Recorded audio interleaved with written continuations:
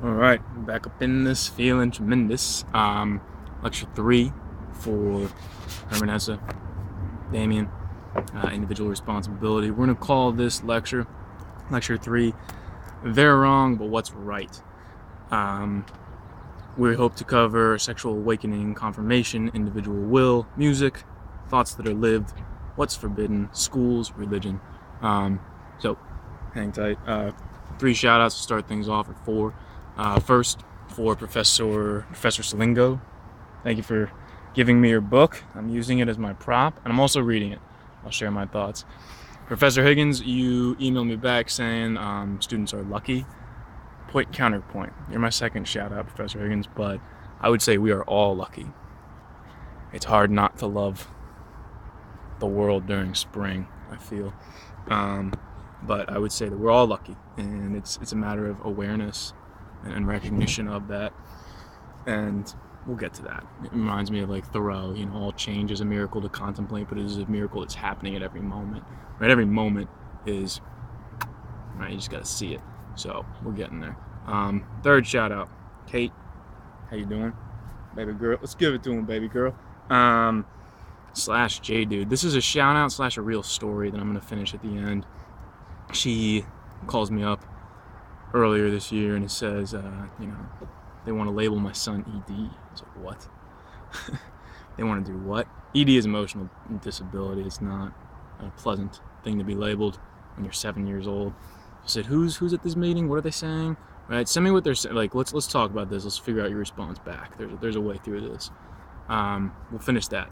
And then finally, 18 kids who I saw getting sat out of recess as the teacher yelled at them. This one girl sobbed her eyes out the entire time. Poor little girl. She's not.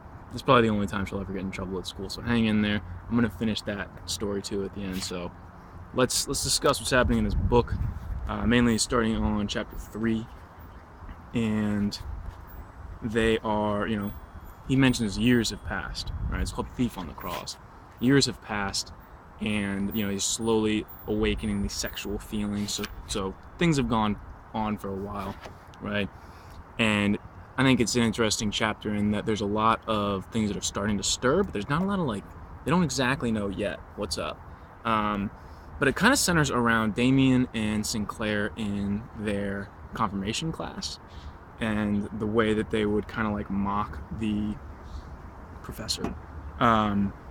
So confirmation, for those of you unfamiliar with the Christian and Catholic faiths, is kind of that rite of passage into adulthood, where you're saying you were a child, now you're an adult. So it's not ironic that that's the focus of this chapter, another confirmation ritual. Notice too that it's all the mocking in the class that is covered. The actual confirmation gets a mere 2 sentences at the end of the chapter. Not long afterwards was a confirmation. I have no significant memory of it. So it's all my memories are kind of consolidated around these discussions. So what's happening in these discussions, right? Adios church, you could say. Hello sexuality, hello something else. And that something else is still being teased out and developed. But, they, he's talking about one thing that they kind of figure out in these classes. Damien's like, hey, if you want anything, the individual can just direct your will and you'll get it. Right, I want to sit next to you, so I'm sitting next to you. I want that, the professor not to call on me, or I want him to call on me. That's all something that he's starting to tinker with and starting to be able to control. There's this part about music, right? And he mentions a Bach symphony, and that's really moving to him. And there's something in the power of music, and suddenly he's like, well, wait, this might be it. There's some kind of bond between us, right? It's interesting that music is the conduit for that, of course, right? Of course I can't find it.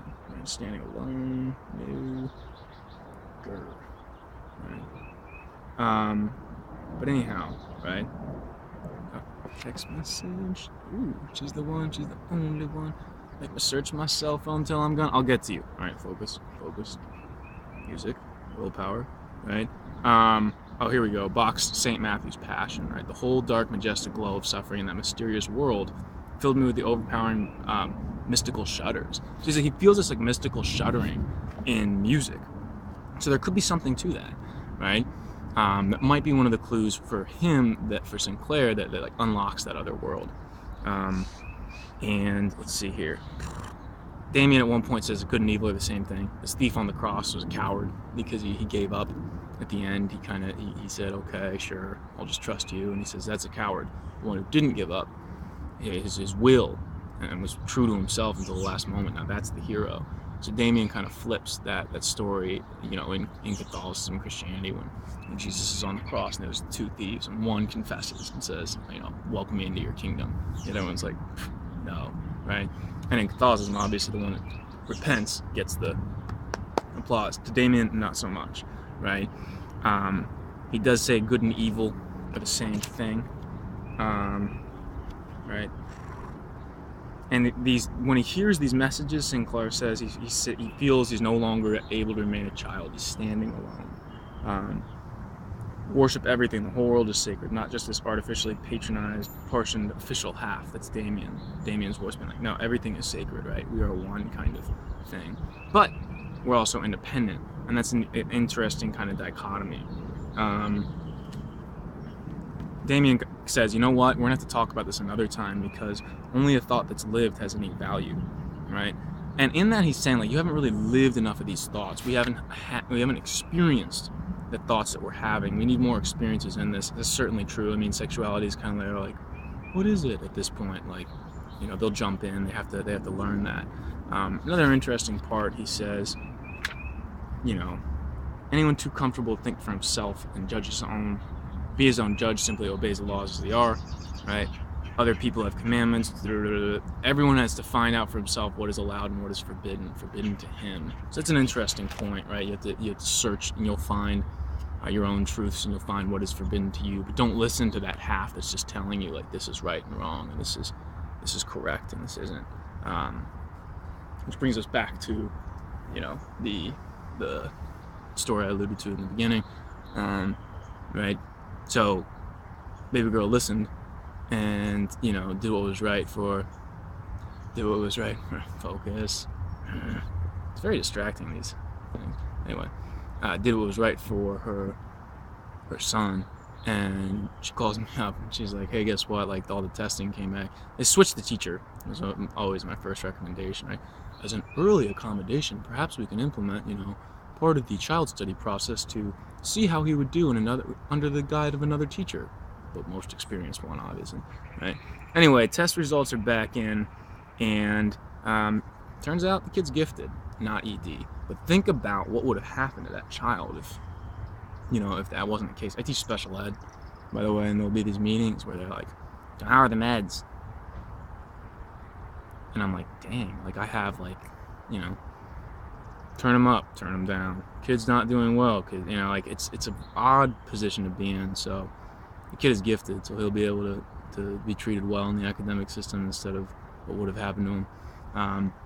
Back to the 18 kids, right? I literally watched this. 6 kids were dismissed. This is a second grade class. 6 kids were dismissed. 28 were held for like 5 minutes of silence. Poor kids, right? As I mentioned, the one girl sobbed her eyes out. And I came up and said, it's going to be fine. It's okay. It's okay. You're a good kid. Don't forget that.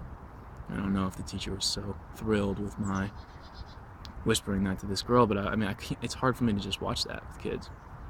And then she lets them go. And there's one little bro with a little mohawk, and he's sitting there all, right? And I was like, you're going to find me in a couple years. You'll be one of those ones that I get, right? You're going to be a lot of fun. So again, if you send 6 kids to recess and you sit 18 and you tell them they're all bad, and that why weren't they paying attention, the fault might be with the grown up there, not with the little kids, right? So who's right?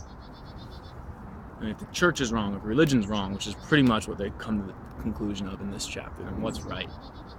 What is that? What is going to be that which sets an individual free? Music, possibly, right? Independence, will, possibly, right? Like this Nietzschean, like, embracing of everything while maintaining separateness. I don't know, right? So stay posted. I do this for you, students, right? So if this is helping you grow individually and mature, ándale pues. Questions, concerns, comments, thoughts on life, let me know.